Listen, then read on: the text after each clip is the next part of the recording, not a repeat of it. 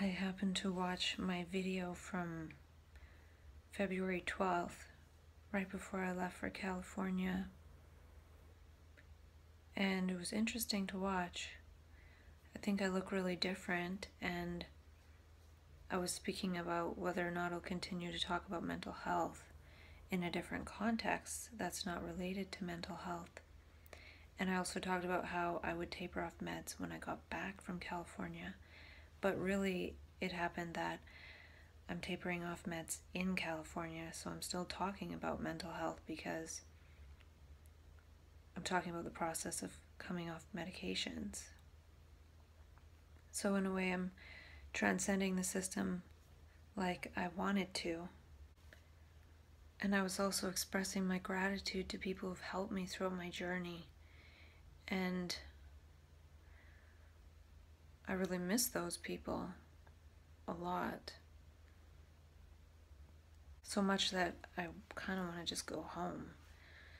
But at the same time, if I'm able to come off these meds and go home as a superhuman version of myself, that would be even better. So the next couple months might be focused on becoming superhuman and supernova. So it's transcending the system, becoming superhuman, and creating the supernova. And I also remember that I kind of wanted to start watching my old videos on the anniversary date of the video. So June 20th will be the anniversary of the first video in this conversation with myself. I did a few videos before June 20th, but I didn't include them in the playlist because I don't think I edited those, or I think I just talked straight without pausing. So I'll include those somewhere else for sure. But I'll watch my June 20th video on June 20th and see what I had to say. Plus by then I should be off these meds. And I looked all put together in that video, and my hair was straight, and I just remember the feeling of having all my clothes and a variety of things to wear and straightening my hair and just these simple things that I haven't been doing here.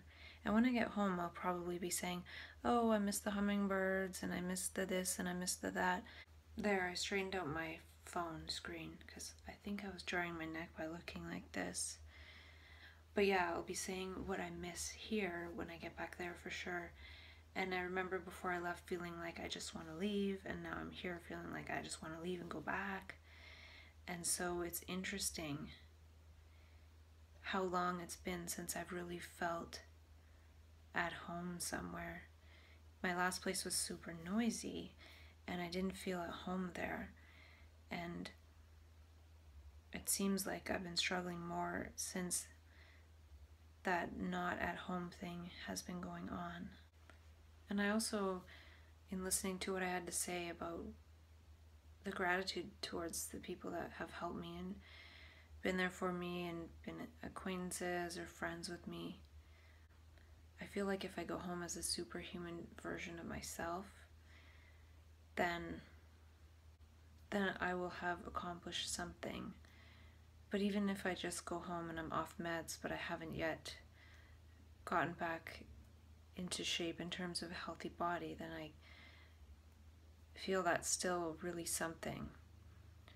But if I can work on this content supernova and transcending bipolar and also becoming superhuman in terms of being really healthy, then that would be even better. And there's a barrier in terms of financial stuff, and there's maybe a barrier in terms of motivation a little bit.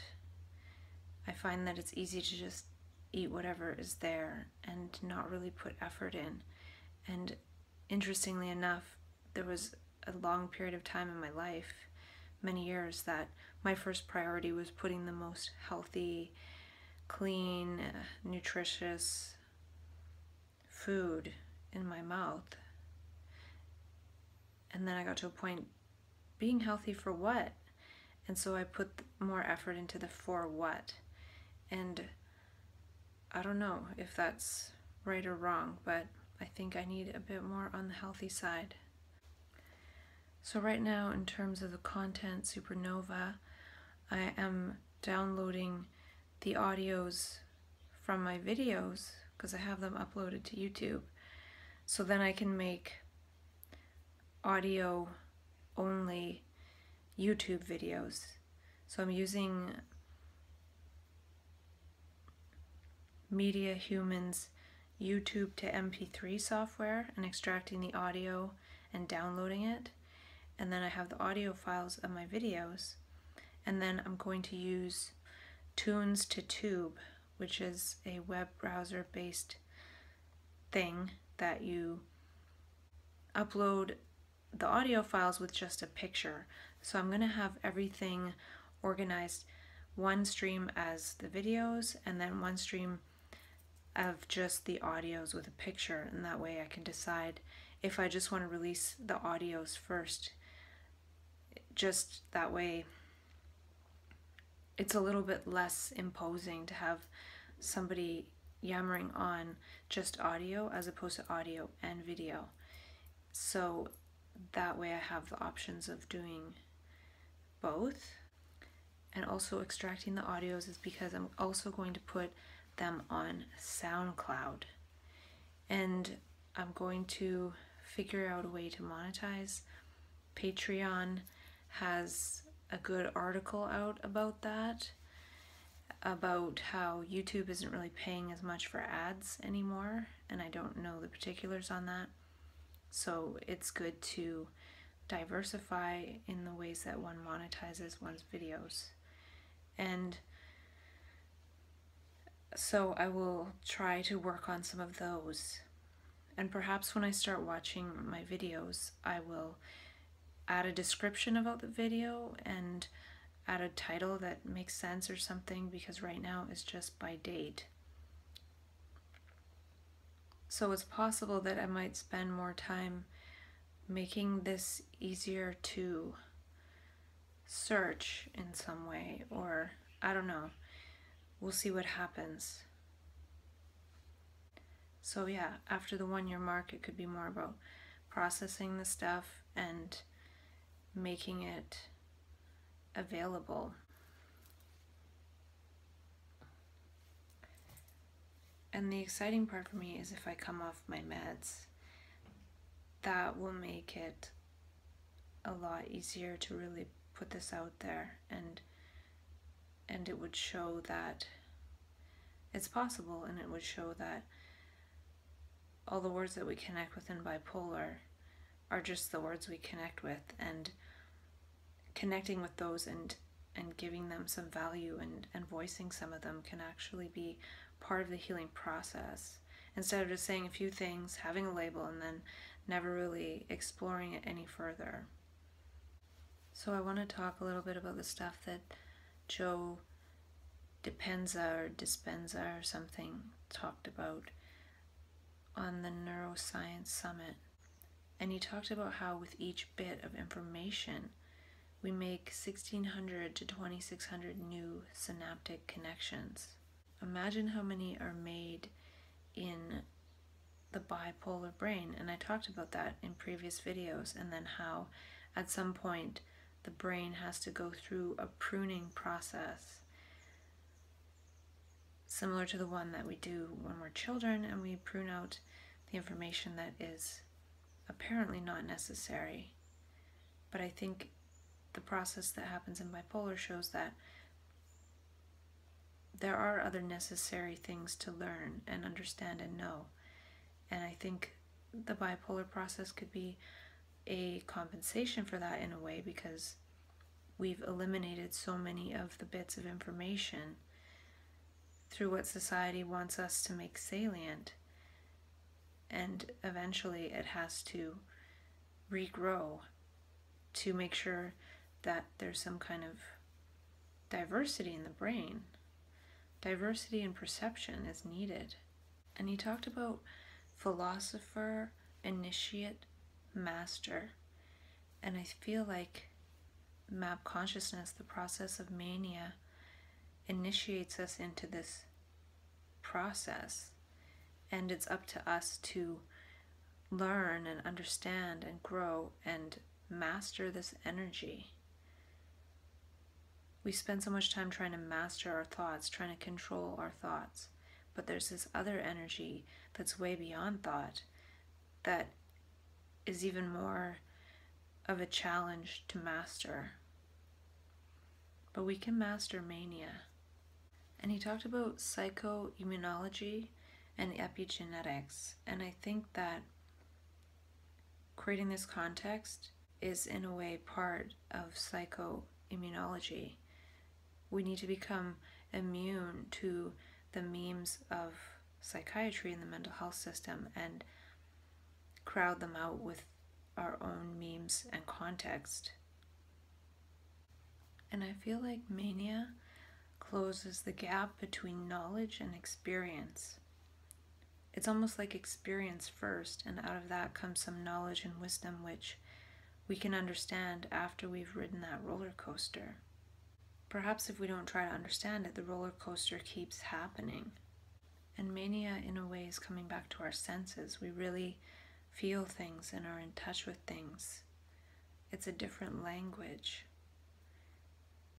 And I came across a video on YouTube of Oprah interviewing Paul Coelho, and they're talking about learning the language of the signs.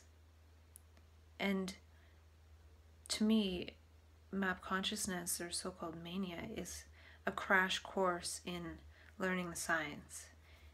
It's like having to learn the signs or else crash back down into the world where we don't live by the signs, and it's not as fun of a world.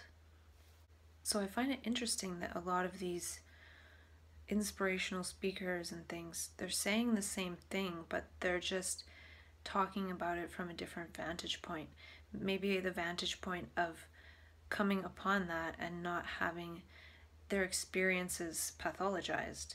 If they were to go to a psychiatrist and said, I saw this and this means that, and I saw this and this means that, and these were signs, and so I ended up over here in synchronicity, they might say that sounds like mania, it sounds like a mental illness.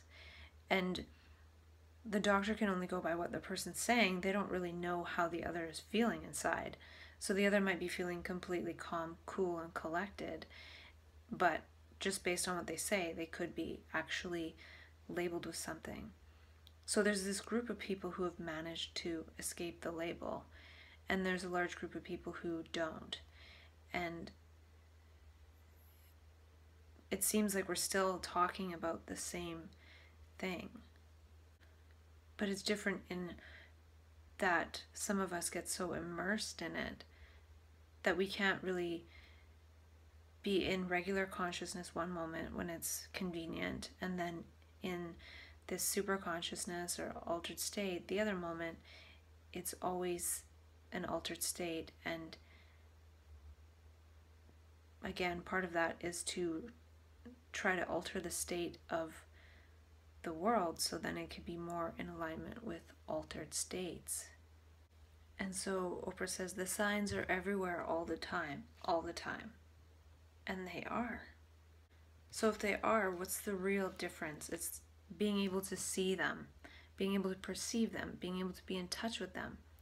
And in map consciousness, we're so clear that we can see everything. We can see perhaps too many signs at the same time. Language, this language of signs, by making mistakes. And to me, that's what the fall into, say, a psychosis or depression back to regular consciousness is, making mistakes and falling out of the ability to see the signs. Because seeing the signs and living by the signs is a gift. And it really takes clear perception to maintain that. Not going back into old habitual patterns and structures and ego consciousness one second, and then living by the signs the next second. Not being in the ego conscious when it's convenient, and then, oh, there's a nice sign, I'll go there now. It's actually living in that other language, negating the language of the ego, and living by this other language of signs, which is a living thing, and it requires really living and perceiving in the moment. And he says the universe is showing you signs, and sometimes you take a wrong step, but you correct it. And they're talking about learning the language of the world. And that is the same thing that I'm talking about. It's a different world than the one we live in, because the world we live in is based on the language and the way we speak. That changes what we see. And back to Joe, he said, don't think equal to your environment. To change, you need to be greater than your environment. And when he said this, it made me think of how in so-called mania, we definitely feel and are greater than our environment. And we are changing it. How we are when we pop into those states of consciousness is changing the world around us ever so slightly. But when we come back to the world that is unchanged, but only slightly changed, we go into a state of consciousness that is a large change from our environment. And we're changing the environment, we're changing the totality, but only slightly. So when we go back down, we've only changed the totality slightly, but we're definitely feeling the hangover of yo-yoing back to that regular level of consciousness. So can we see possibility greater than our environment even when we're not in those states? So a key is not to make the energy into the me, to share it. And part of that is translating that energy so others can share it too, so others can see that and experience that context or their own version of that context. And it could be changing our biology to manic biology. And after I finish reading the book by Dr. Mercola, Fat for Fuel, I think I'm going to read the book Brain Maker by Dr. Perlmutter.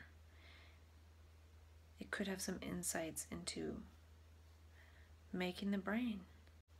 And I think he mentioned that the heart has the strongest magnetic field. And when we're in coherence, it actually sends out that energy on carrier waves. It sends out the new electronic signature on carrier waves. And I made a note to myself about the importance of the coherence of the heart based on what happens to my heart. Oftentimes we focus on what our thoughts are telling us in terms of the scary stuff or some kind of so-called delusions or hallucinations. But that's coupled with some kind of physiological reaction in the body.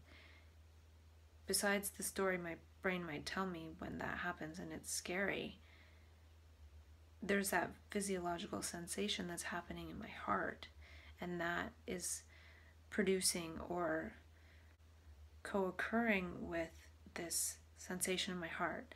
So I could try and dissect all this thinking stuff, or I could go back to focusing on my heart. So it's important to become comfortable in the unknown. And how can we get lost in the unknown without getting lost? And he might have said that coherence in the brain and heart upgrades the biology. And that's why I'm doing that coherence breathing.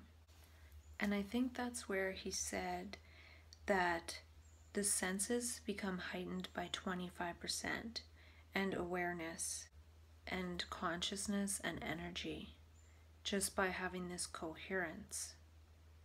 And so I think there's got to be some kind of coherence in the manic state, because we do have increased energy, we do have increased consciousness and awareness and sensitivity especially. So it could be actually a super coherent state, and coming back down to the non-coherent or dissonant state of society is actually kind of traumatizing. And I wrote down circuits reorganized to reflect awe and wonder, inward experience. reorganizes past circuits. And I wrote this a while ago, so that's probably something that he said. And a mystical experience can wash away the past, and so can a manic experience. And part of thought is prediction, and we like to predict things. So as a result, we become habitual because of our own predictions. And we're obsessed with prediction in science, too. But when we think in terms of a subject acting upon an object, then prediction is part of that equation. But if there is no subject-object duality, there's a beingness that brings about possibilities that are possible when we see them as possible. So it's about perceiving in the moment and not projecting something to move towards. It's the difference between trying to figure stuff out and just figuring in. Figuring out the equation to figuring into the equation.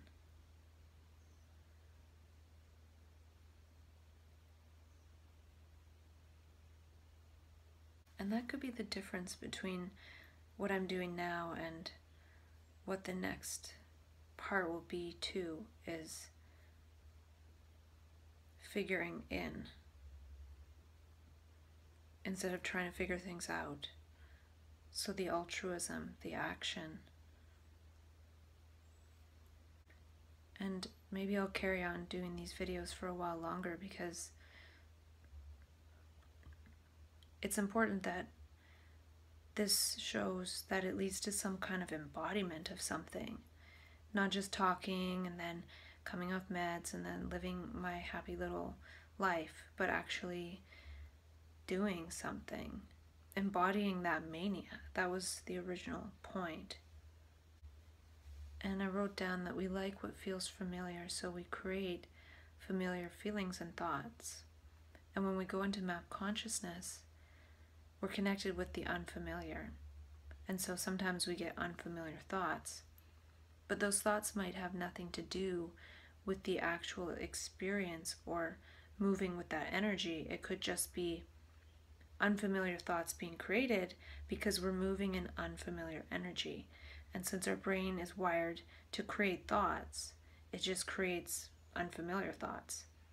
So it's important to not attach to any of those and be more with the energy and look for the signs and not personalize this, because it's actually a depersonalizing process. And there's a difference between beliefs, as in holding a belief and moving towards that, or holding that as one's reality, and experiencing that vision in mania as an actual knowing. It's not a believing. And that's part of the reason why it's difficult to come back to regular consciousness, is because we were in the state of knowing, and actually knowing through our own being, not by sitting down in a chair and somebody telling us, or by our parents telling us, or by what we learned in school or university or on the news or anything. It's a knowing without knowing how we know, but really, really feeling and being that.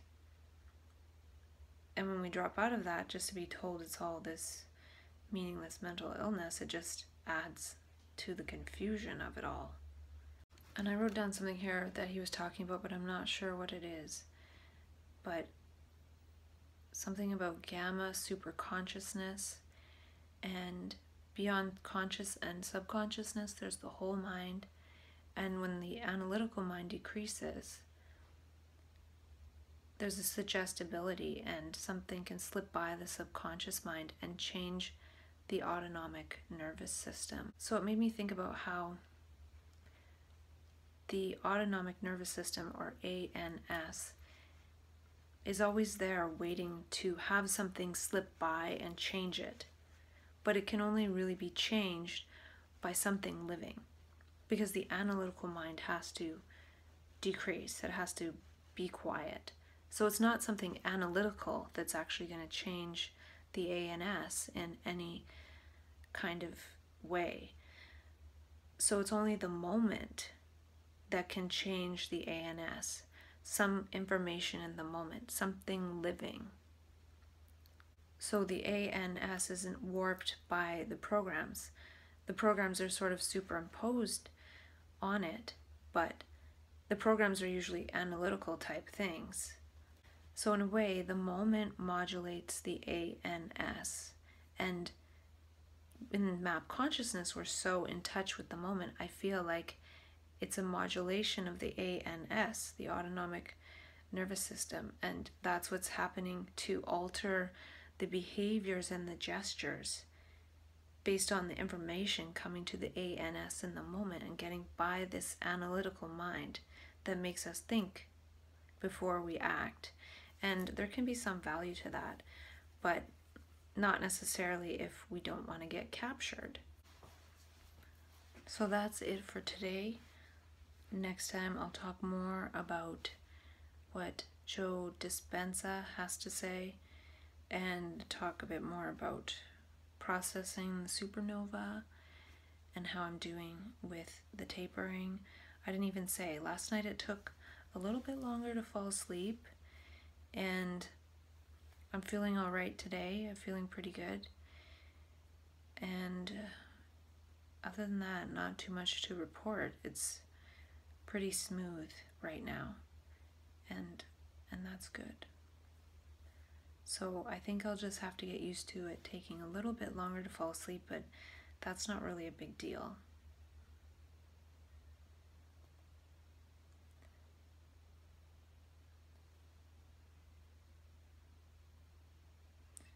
I already feel like in my heart that I'm off these meds. Like, I feel as if I've done it, and I haven't, but I just want that so much.